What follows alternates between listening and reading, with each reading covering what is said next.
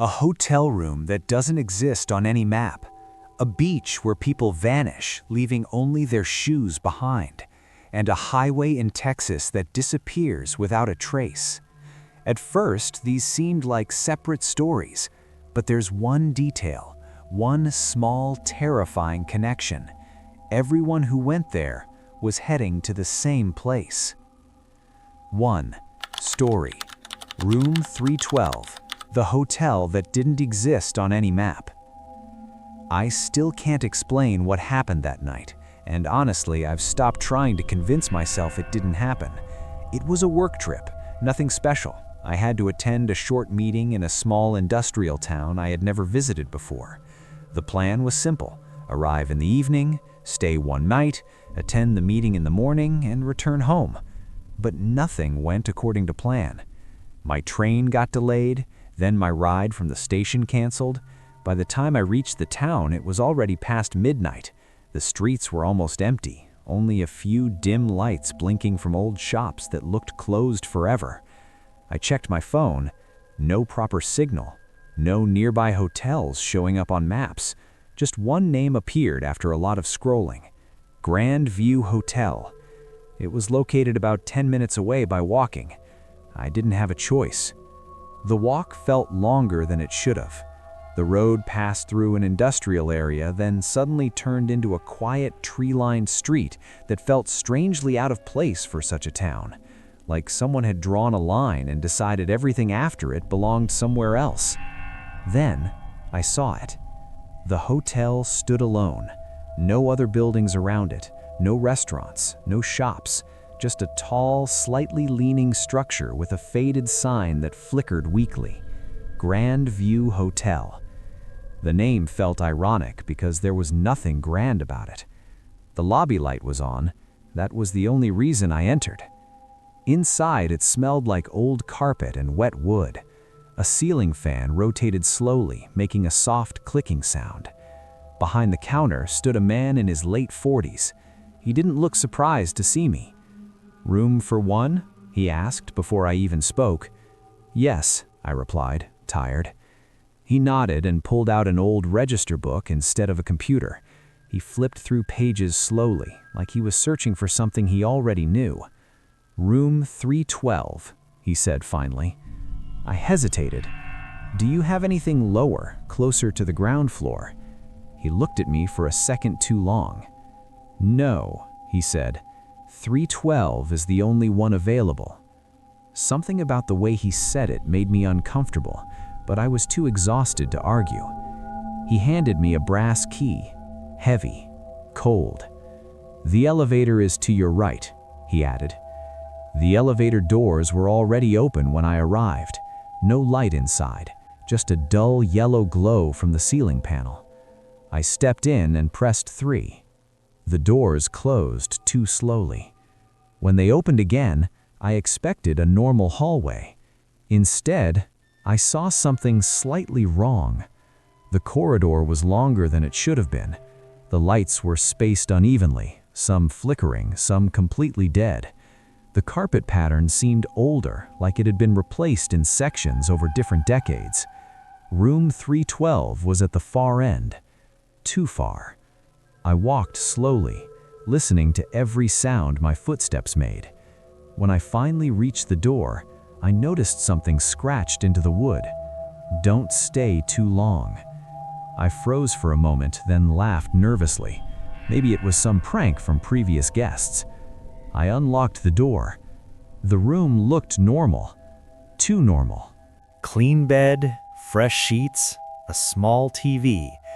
Curtains, slightly moving even though the window was closed. I checked the window. Locked. I checked the bathroom. Empty. I told myself I was overthinking everything. At around 2:30 a.m., I woke up suddenly. Not from a noise. From silence. The kind of silence that feels like sound itself has been removed from the world. Then I heard it. A soft tapping. From inside the wall. 3 taps. Pause. 3 taps again. I sat up slowly. Probably pipes, I whispered to myself. Then the tapping moved. Not louder, closer, like it was shifting from one wall to another, approaching my side of the bed. I turned on the bedside lamp. The tapping stopped instantly. Complete silence again. For about 10 seconds, then the TV turned on by itself. Static filled the screen. I was about to switch it off when I saw something inside the static. A hallway. My hallway. Room 312. But in the static version of it, I saw myself sitting on the bed, watching the TV. Except I wasn't reacting. I wasn't moving. And behind me in the static image, the door slowly opened. I turned around immediately. My real room was empty, but the door was slightly open. I don't remember standing up. I don't remember walking, but I found myself in the hallway, except the hallway was different now. Longer, darker. The door numbers were no longer stable. They kept changing every few seconds. 312 to 314 to 309 to 318. Like the hotel was forgetting itself. I ran toward the elevator. It wasn't there anymore. Just a wall. A solid wall where it should have been. Then I heard footsteps behind me. Slow, deliberate, like someone walking calmly, knowing I couldn't escape. I didn't look back. I found the stairs and ran down. But the stairs didn't behave normally either. Every floor I reached looked slightly different. Different wallpaper, different lighting, different smell.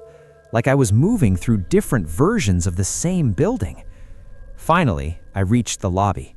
The same man was still behind the counter, still awake, still waiting. "You went to room 312, didn't you?" he asked calmly. I couldn't even speak properly.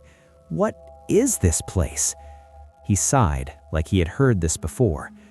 "The hotel doesn't belong to the town. It appears when it wants to." I stared at him, not understanding. He pushed a paper toward me. It was my registration form. But something was wrong. The name field wasn't mine anymore. It was blank. Slowly, letters started appearing on their own, filling in my name, as if the hotel was still processing me. I didn't wait. I ran outside. Cold air hit my face. But when I turned back, the hotel sign was gone. No building, no light, just an empty road and silence. The only proof I had was the brass key still in my hand. And even now, sometimes when I'm alone at night, I hear 3 soft knocks from somewhere behind the wall. Waiting. 2-story beach horror story, The Shoes on the Shore. It was supposed to be the perfect night. We had planned the beach party for weeks. Me, Aram, Danielle, Samir, and Ali. Final exams had just ended, and like every group of exhausted students, we wanted freedom, noise, music, and something unforgettable. The beach was about an hour outside the city. Locals said it was safe if you stayed near the bonfire area. We didn't care about warnings. We were young, careless, and laughing too much to believe in bad things. By sunset, everything felt magical. The sky turned orange, then deep purple. Waves kept hitting the shore like a slow heartbeat. We set up speakers, brought snacks, and lit a small bonfire right near the waterline. Music was loud, laughter was louder. At around 11 p.m., most of the crowd that was nearby started leaving. A few small groups remained scattered along the beach, but we had our own little corner, far enough from others to feel private. That's when everything started to feel slightly off. The wind got colder, even though it was summer. The waves became louder, heavier, and every now and then I felt like someone was standing just beyond the light of our fire. "Stop overthinking," Aram laughed when I mentioned it. "It's just your imagination." So I ignored it. Around midnight, Samir got excited about taking photos near the water. He said the reflections of the moon on the wet sand looked cinematic. We all agreed to go down together. All of us walked toward the shore, 5 friends, laughing, pushing each other, phones out, recording everything. That's when Ali stopped. "Where's Daniel?" he asked suddenly. We all looked around. He was gone. At first, we thought he was hiding. Daniel always played stupid pranks.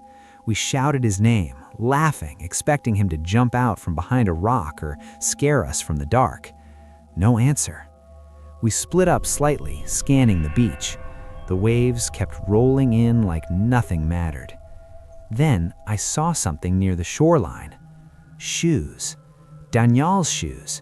Perfectly placed side by side, right where the wet sand met the water. No footprints leading away, no signs of struggle, just shoes. Samir picked them up. His face changed instantly. "These are his," he whispered. We called his phone. It rang somewhere nearby, but not from land. It was coming from the water. We froze. The sound was faint, vibrating under the noise of the waves, like it was inside something instead of on land. Arham slowly stepped forward, holding the shoes. "Daniel, stop joking," he shouted, his voice cracking. The phone kept ringing. Then it stopped. Silence fell. Even the waves felt quieter, like the sea was listening. That's when we noticed something else. The waterline had shifted closer, but only in one section, directly in front of us, like the ocean was breathing inward. And then, a splash. Not far, not deep, right where we were standing. Ali grabbed my arm. "We need to leave, now." But Arham wasn't moving. He was staring at the shoes like they meant something more than just footwear. "Daniel wouldn't leave them like this," he said. "He's messing with us." But no one was laughing anymore. We searched again, flashlights on phones cut through the darkness. We called his name until our throats hurt. Nothing. No sound except waves and something else. A soft, dragging noise under the water, like something moving slowly just beneath the surface. Samir backed away first. "I'm not staying here." That's when the second strange thing happened. The bonfire behind us flickered violently, even though there was no wind. And for half a second, I swear I saw footprints forming in the wet sand, walking toward the water. Bare feet, leading into the ocean, and then stopping, right where the shoes were. We didn't think anymore. We ran, all the way back to the car, not stopping, not looking back. No one spoke during the drive, until Arham whispered, "He was standing right there. I swear I saw him near the water before he disappeared." We didn't answer him, because none of us wanted to admit we saw it too. The next morning, police searched the beach. No sign of Daniel. No struggle, no drag marks, just his shoes, still neatly placed on the shore, facing the sea. 3-story road trip horror story, USA. The highway that disappeared in Texas. It was supposed to be a normal weekend trip. My name is Jake. I was traveling with my friends Mike and Daniel from Dallas to Houston, Texas. We left at night because the highway is usually quiet and fast. At first, everything was normal. The wide Texas highway, truck stops in the distance, and empty, dark roads. We were laughing, drinking energy drinks, and playing music loudly. But around midnight, something changed. We were driving through a long, empty stretch of Highway I-45, where there is nothing for miles. That's when Mike suddenly pointed behind us. "Yo, that black SUV's been behind us for a while," he said. I checked the mirror. A black SUV. No headlights flashing, just steady distance. "Probably going the same direction," I said. But Daniel shook his head. It's matching our speed exactly. We ignored it at first, but then I tested it. I sped up. It sped up. I slowed down. It slowed down. Now it didn't feel normal anymore. The mood inside the car changed. No more jokes, just silence and road noise. After about 15 minutes, I took an exit to a small truck stop near nowhere in Texas. Old lights, almost empty place. We stopped there. The black SUV slowly passed by and didn't stop. It just kept going straight into the darkness. We all relaxed. Maybe just coincidence, Mike said. A strange old truck driver standing near the shop looked at us and said, "Don't stay on that highway after midnight." We laughed awkwardly and left. But once we got back on the highway, something was wrong.